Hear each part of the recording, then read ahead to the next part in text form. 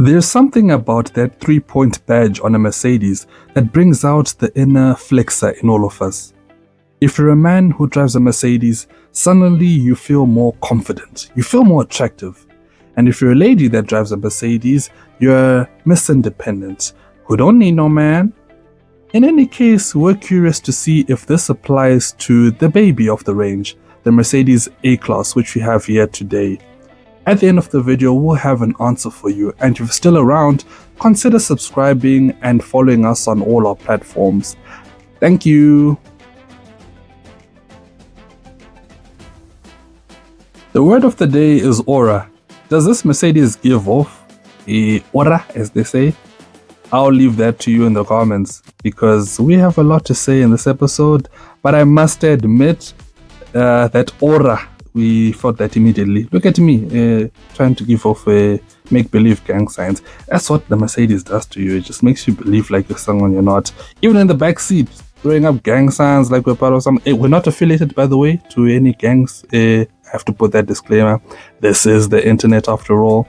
And you might be surprised, but heck, even in the boot, all you want to do is just throw up gang signs, trying to feel like you're the coolest guy in the room. He's not. He really is not. I'm sure you can see that. The A-Class also occupies a highly contested market. You've got the likes of the BMW 1 Series, the Golf, as well as the Toyota Auris.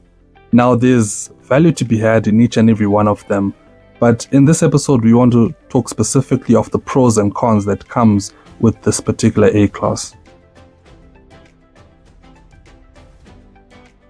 Firstly, the boot space. Now it's not that big, especially compared to the competition. It's got the smallest, around 341 liters, so it doesn't give you much. Plus, if you're gonna add a spare wheel in the back here, it eats into a lot of room, so you won't be left with much left. Unless you do this, which is folding the seats all the way flat. If you're not gonna have any passengers in the back, this might be the best compromise. Now with the seats folded flat like this allows you to then pack in a lot of stuff, especially if you're going on a getaway trip with the missus. Yeah, you can fit all your stuff in here, no problem.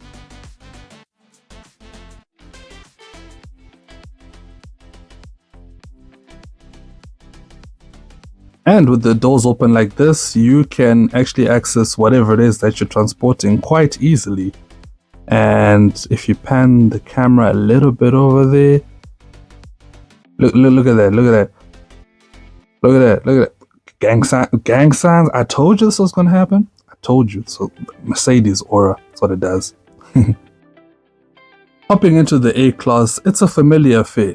Now, don't get distracted by this handsome-looking gentleman over here. Focus. Like I said, it's a familiar affair if you've been in Mercedes models from the mid-2000s to the late 2010s.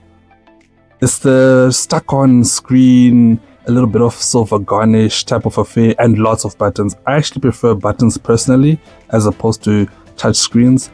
But this one, it's not offensive. It's neither here nor there when it comes to styling, and because it's a base Mercedes model, you're not going to have any sort of creature comforts such as your massaging seats or color options like maybe caramel and other things like that. The seats themselves are adequate. I would say you would find more comfortable seats in higher trim models. I'm talking about your E-classes and well-spec'd S-classes.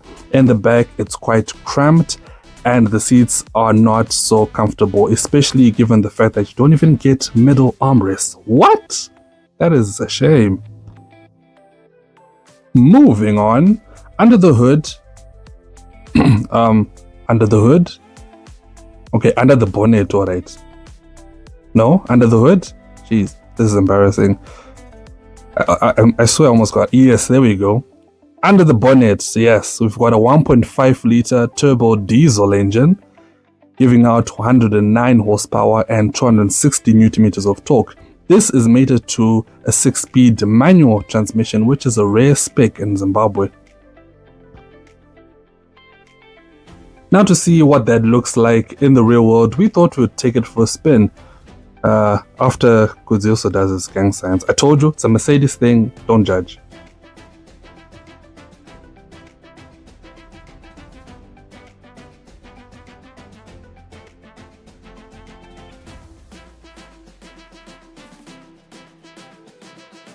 Now, as mentioned before, this is a turbo diesel made it to a manual transmission, so it's quite a rare spec. And it tells you one thing, it's an ex-UK car.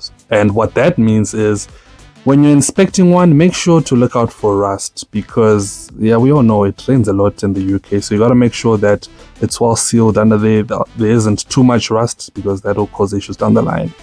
In terms of how this car drives, it's a bit of a hit and miss because you would expect it to be more sure-footed, and it really is not. It's almost akin to what a Japanese car feels like. It's solid, yes, but it's not as solid as a German car should be. You know exactly what I'm talking about if you take a ride or drive a German car back to back with a Japanese car. Now, what I do like about this diesel engine is the fact that it does great economy. You're looking at about 3.8 to about 4.1 liters per 100. It does really well on fuel. And in 2026, you really do need that. Another advantage of a diesel is the takeoff. Because it's very torquey, it means you can hit that 11.3 claimed 0 to 100 time in no time. Yay! We found the brakes quite easy to modulate too.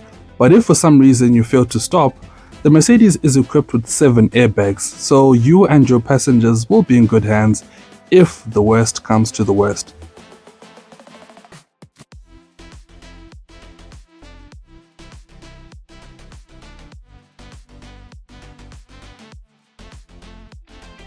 The manual transmission itself needs some time to getting used to, especially if you're not used to driving manuals.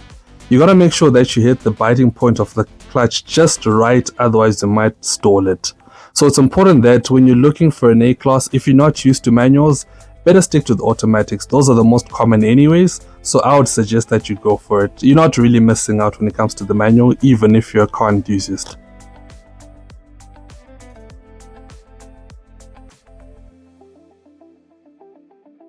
So to answer our question at the beginning of the episode, yes, we think the Mercedes A-Class is Mercedes enough. It makes you feel good about yourself, whether you're the owner, the driver, or even just the passenger. Whether you're buying this over a BMW or a VW Golf, or even a Toyota, it doesn't give off that same aura.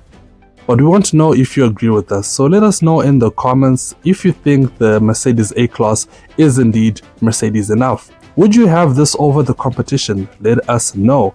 In the meantime, between time, we gotta love you and leave you. We out.